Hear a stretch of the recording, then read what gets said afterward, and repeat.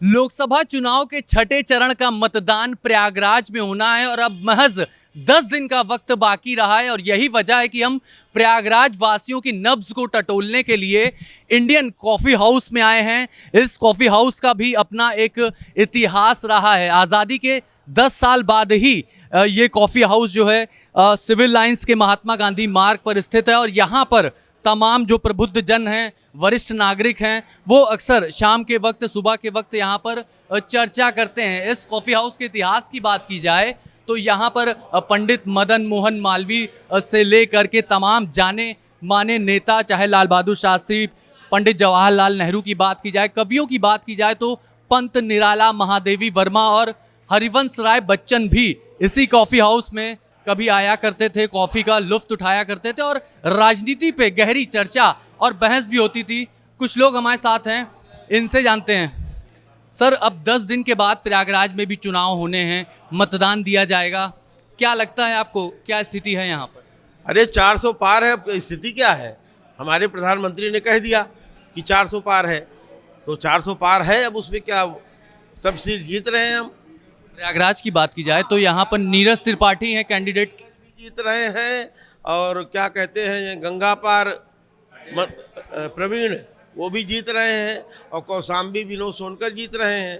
तो महागठबंधन से टक्कर नहीं है? उज्ज्वल रमण सिंह, कोई टक्कर नहीं है, भाजपा एक तरफा है। आपको क्या लगता है सर? उज्ज्वल रमण सिंह एक कैंडिडेट हैं, मजबूत कैंडिडेट हैं, विधायक रह चुके हैं, मंत्री रह चुके हैं। नीरज त्रिपाठी का कोई राजनीतिक इतिहास या हम कहें अनुभव नहीं है, हालांकि वो केशरीनाथ त्रिपाठी के लड़के जरूर। ये संगठन मजबूत है और कैंडिडेट बहुत महत्वपूर्ण नहीं रह जाता है जब संगठन मजबूत होता है।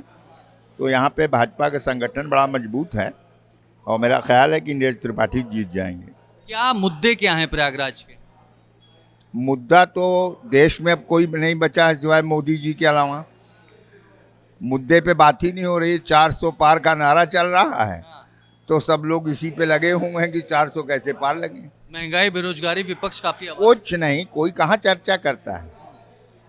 मुद्दे हैं ये देश के, लेकिन इस पे चर्चा कहाँ हो, बहस नहीं हो रही है। ना इंडिया गठबंधन वाले इस पे चर्चा चला रहे हैं बहुत, और ना सत्ता दल। लेकिन मतदान देंगे सब। हाँ हाँ हाँ, मतदान बेहद ज़रूरी है और मतदान करना चाहिए। आप बताइए सर, प्रयागराज का माहौल क्या है? माहौल ये है भैया कि एक नंबर का नीरज त्रिपाठी है। अब उसको जीतना चाहिए, पढ़ा लिखा व्यक्ति है और दो स्थान में उसके पिताजी गवर्नर थे, विधानसभा अध्यक्ष थे, मंत्री थे, विधायक थे। अब वो एक नंबर का व्यक्ति है, उसको कोई हरा नहीं सकता है, बाकी चाहे जितना कोई कुछ कर ले। अभी पिछले 10 सालों की बात की जाए तो प्रयागराज में बीजेपी के ही सांसद रहे हैं, केशरी देवी पटेल रहे हैं, रीता बहुगुणा जोशी, उसके पहले श्यामाचरण गुप्ता। तो ऐसे में क्या काम हुआ प्रयागराज में 10 सालों में? सड़क, बम्बे, खंभे, रोड, लाइन। आज जो इलाहाबाद दिख रहा है वो एक नंबर का है, जैसे अमेरिका में जैसा है उस तरह का इलाहाबाद लग रहा है। रोड चौड़ी हुई है, रोड चौकी हुई, फ्लाईओवर बना, बम्बे खंभे बने। आज जो इलाहाबाद की हैसियत है वो एक नंबर की है।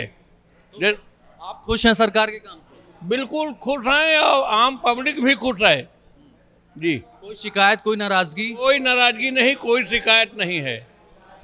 बीजेपी आना चाहिए। धारा 370 हटा दिया और क्या कहते हैं, ये मुस्लिमों का जो 3 तलाक था इसको हटा दिया। उसके बाद क्या कहते में कोई कमी नहीं है। भाजपा ने जो किया एक नंबर सराहनीय काम किया। तो जो लोग यहाँ पर बैठे हैं वो अपनी अपनी राय यहाँ पर रख रहे हैं। कुछ का कहना है कि भारतीय जनता पार्टी ने बहुत अच्छा काम किया और जो 400 पार का नारा है वो भी पूरा होता हुआ नजर आएगा। ये बताइए साहब, आप प्रयागराज के रहने वाले हैं, 10 सालों में प्रयागराज में कुछ विकास किया भारतीय जनता पार्टी ने?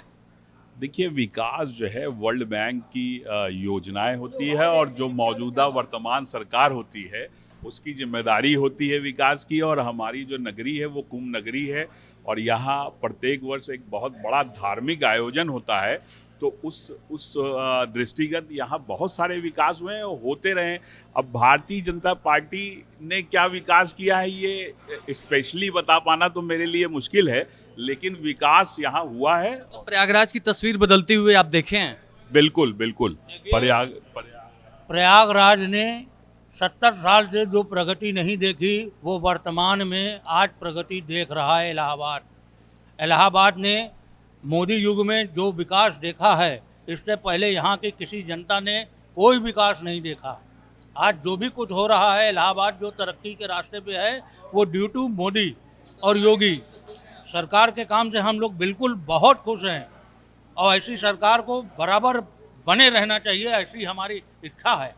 बिल्कुल डबल इंजन की जो सरकार है योगी मोदी की सरकार ने प्रयागराज में काफ़ी काम किया, ऐसा लोगों को कहना है। कुछ और भी लोग हैं उनसे जानते हैं कि महागठबंधन के पक्ष में कोई है भी कि नहीं, महागठबंधन टक्कर दे रहा है क्या सर? पता नहीं भाई का दे रहा है कि नहीं दे रहा है, तो टाइम बताएगा। तो प्रयागराज के वासी हैं आप, यहाँ पर आपको क्या परिवर्तन दिखा पिछले 5-10 सालों में? सब डिमोलिशन दिखा और क्या परिवर्तन दिखा, सबके मकान गिर गए, यही परिवर्तन है। माफिया राज का खात्मा हुआ है प्रयागराज में? माफिया थे ही नहीं। अच्छा। जो माफिया हैं वो गद्दी बैठे हैं। अच्छा, हाँ, तो ये अतीक अहमद, मुख्तार अंसारी जो कि यूपी और प्रयागराज तमाम जगहों पे, क्या ये थे? उनके खिलाफ सरकार ने जो एक्शन लिया उस पर आप क्या कहेंगे? अरे वो तो जातवाद का अच्छा इलेक्शन। ये बताइए, उज्ज्वल रमन सिंह टक्कर देंगे नीरज त्रिपाठी को? उज्ज्वल रमन सिंह दे रहे हैं टक्कर, हाँ? देंगे। जनता है उनके साथ? पूरी जनता है, ठाकुर रावी जितनी सब उनको दे रही है।